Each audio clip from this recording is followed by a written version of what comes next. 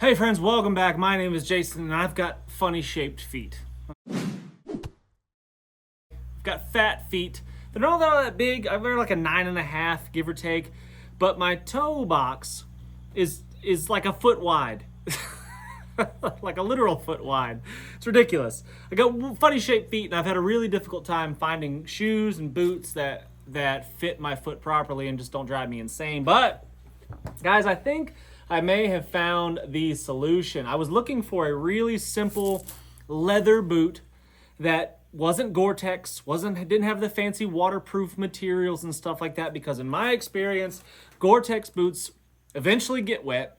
They don't breathe as good as they say they do. Gore-Tex either breathes or it waterproofs. It doesn't do both at the same time, from what I understand, and that's been my experience. And once Gore-Tex boots get wet, and they eventually get wet, they stay wet forever. So I wanted the most simple, basic boot possible. I wanted something made of leather, and that's pretty much it. I didn't really need a high top boot. I wanted an ankle high boot like this one right here. Really simple. There is no material on the inside of this other than leather. You see that? It's just leather. That's it. Even the sole, the part that you walk on right there, the insole, I guess you'd call it, is just leather. There's nothing else. Gym green boots based out of South Africa. I paid full price for these boots. They're about $200, give or take, right around the $200 mark. And they're kind of a barefoot boot. They're really flexy and they allow your foot to move and allow my fat feet to spread out inside that big wide toe box right there. And that's exactly what I needed. I've been wearing these for a few weeks now, and obviously they don't look new anymore. I've been doing everything from mixing concrete and digging holes in them to, I went for a couple mile run in them the other day. So, and so far so good. I like them. Again, they're not waterproof, so you do need to treat them with some oil from time to time. And I'm going to go ahead and give them a nice coating of some mink oil. And I'm going to replace the laces with some paracord here. Because why? Because paracord. And because no self-respecting survivally guy like myself would walk around with boots that didn't have paracord laces. You know, just no one would respect you. First things first, I'm just going to clean all this. Well, I'm going to take these laces out for one. Take off the original laces, which are fine, but they're good laces. There's nothing wrong with them, but there's just no comparison between this and paracord. This is basically the equivalent of this outer sheath right here minus the inner strands, and that's what gives paracord its strength right there, is those inner strands right there. And this outer sheath has a name, and JJ the other day, my friend JJ told me the name of it, and it's called, I forget. If you know the name of that outer shell on paracord, on ropes just in general, tell me what it's called. It's got a name.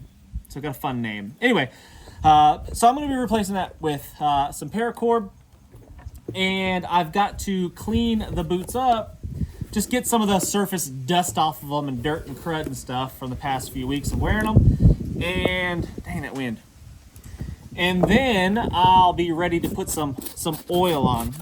So this is just like a nylon brush. It looks like a wire brush, but it's not. It's just a nylon brush, and I'm just gonna just brush off some of that surface dirt and get them a little bit cleaned up, so it'll soak up that oil a little bit better. And that will help water resist the leather just a little bit. Again, I'm not looking for a waterproof boot. If my feet get wet, I always wear wool socks for one, which still insulate even if they are wet, and they dry really fast. And a simple leather boot like this that doesn't have all of the fabricy stuff on the inside will dry way faster. It does dry really fast, actually. I've gotten these wet a couple times already because it's been pouring down rain on us, hurricanes and whatnot.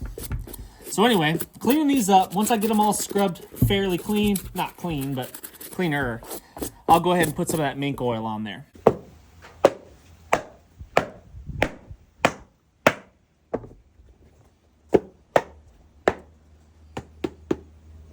All right, those are pretty cleaned up. I think they're looking all right, and they are ready for some oilage. So that's what we're gonna do. I'm just gonna use a paper towel here, shop rag like this, dip it in some mink oil, and then smear it liberally across all of the surfaces of the leather.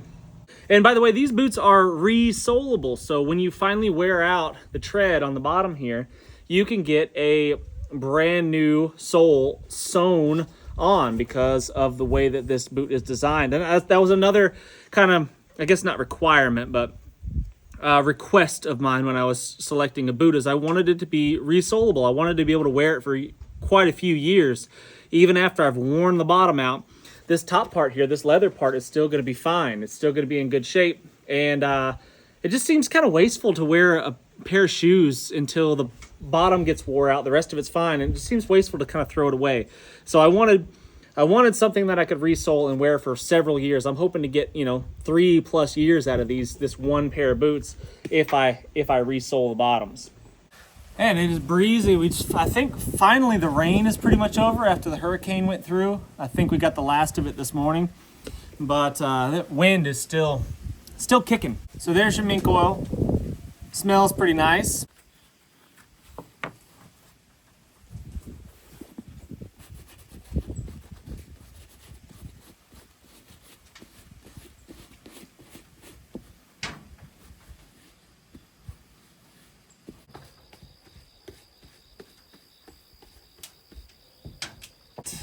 I think any liberal would say that that's plenty. I've liberally applied the oil to the boot. And I'm gonna go sit it out in the sun for about 5 minutes and just let it soak into the leather, and I'm gonna call that good. And obviously I'll do that to both boots. No one wants just one soggy leather boot. Gotta do it to both, right? Sun's finally peeking its way out, so we're just gonna sit it out here on this stump and let her soak in. Now while those are sitting out in the sun, I'm gonna go ahead and prep my laces, get those set up.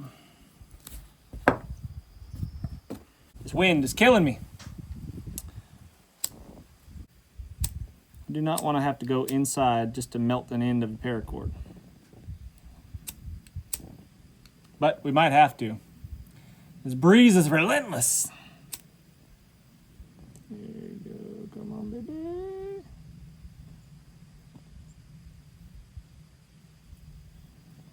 There we go.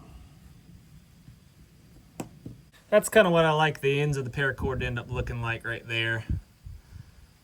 Nice. Just take one of our laces and we will match it up with our paracord and make it of equal length.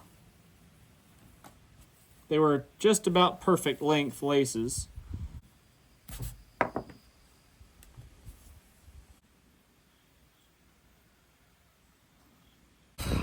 Over the years, I've been on a quest to find the perfect footwear for any and all circumstances and all situations, and it's my opinion that it doesn't exist.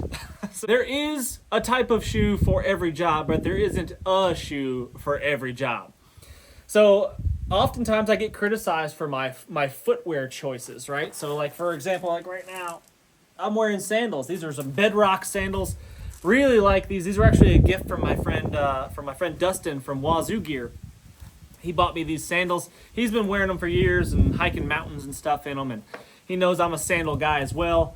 And he hooked me up with these, and so far I love them. They're excellent sandals. Sorry about the wind, guys, but I get criticized for my footwear choices all the time because, like any good survivalist, right? Just like the paracord bootlaces. Any good survivalist knows that you have to have the proper steel-toed, high-top, lace-up boots in a survival situation. Well, listen, I'm in and out of the water a lot, and where I live, in my environment, it's swampy, and it's wet, and it's hot, and it's humid. And what happens when you jam your foot into a boot and it doesn't breathe, and you have it in there all day long for multiple days, and it stays wet for a long time, is you get fungus, and you get itchy feet, and eventually that can lead to a lot of problems. And by having my feet nice and airy and being able to breathe in sandals, I don't have those issues nearly as often as what I would if I crammed them into a wet boot. Now, I wear rubber boots a lot. In the wintertime, mostly. Not so much in the summertime, but in the wintertime, I wear rubber boots because I just don't have to care about anything. I can just tromp through the mud, the muck, the creeks without a care in the world, and my feet are going to stay dry and warm, unless I start sweating a lot and then my foot gets wet on the inside, and that's a whole different issue because rubber boots don't breathe. It's kind of the opposite of the sandal. So I wanted a shoe that I could work in. I wanted a boot that I could work in on a kind of daily basis, you know, do typical daily chores and stuff like that. That would give me a little bit more protection than the sandal, but not quite as much protection as the rubber boot, and just would breathe a bit more. And I think this simple leather shoe is going to be the ticket. Early into our relationship here, I just got these a few weeks ago, so I'll let you know, down the road if I'm still digging them. 6 months, a year from now, if I'm still liking these boots. I got a feeling, so far so good. I got a feeling I'm gonna be liking them for a while.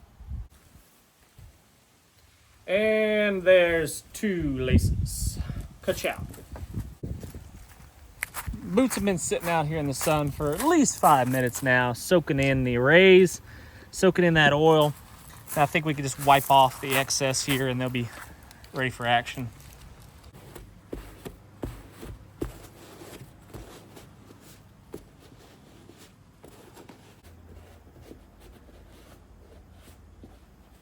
Let's put some laces in them. What do you say? Tell you what, this boot lace would have saved me the other day when I was on Mystery Island with my toaster oven. If you haven't seen that video, check it out. Toaster oven survival. These paracord laces would have been the ticket. Strong cordage is a difficult thing to come by, man. You can make it, yeah. I mean, there's different plant fibers and stuff that work to varying degrees of strength. The best cordage I've ever made was made out of yucca fibers. And it was pretty dang strong. And it can be made really strong depending if you make it bigger, The thicker you make it, the stronger it's going to be. And the better job you do of twisting it together or braiding it or however you end up making it. I did a reverse wrap cordage when I made it. You can make cordage out of your clothing. I've done it. I've had good success making it out of the bottom of my shirt. Where the shirt is hemmed, it's doubled up already.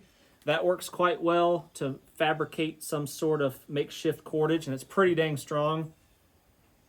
I used my neck gaiter. That did not work that great. I mean, it was a decent string, but it did not hold up to the abuse of a friction fire, that's for sure. This 550 cord here would have been a game changer. I think I don't want to say for sure, but I think I probably could have gotten a fire if I had started my challenge with this string right here in my boot. I think I would have been able to make it happen.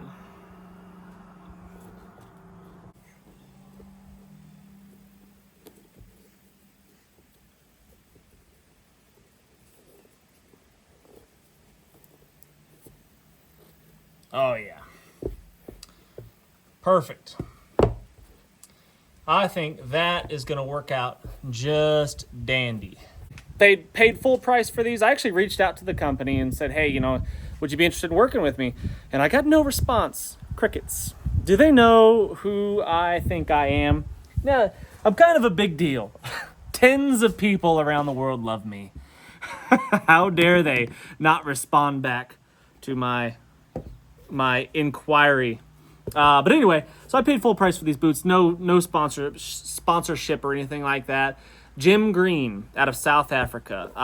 Not a long-term review here. These boots might fall apart in another week and I might hate them. Then again, they might be the boot of choice that I will be wearing for years to come. I don't know. Anywho, thanks so much for watching, friends. I really do appreciate you guys hanging out with me while I work on my feet.